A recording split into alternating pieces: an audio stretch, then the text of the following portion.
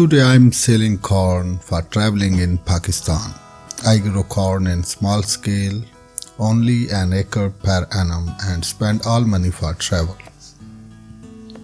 Now corn price is better than usual. I got $1,000. Where should I go? Kindly comment below how to thresh and sell corn in Pakistan in this video. Corn or maize is the most widely grown crop in the world, used in food, cooking oil, industrialized foods, livestock feed, and even automobile fuel. The crop is one that both rich and poor people rely upon. Maize is used in 80 plus items worldwide.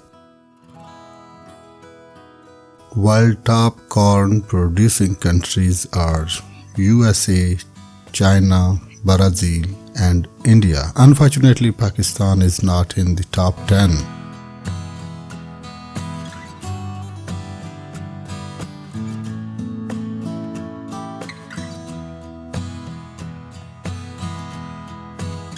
Total yield 5.2 ton.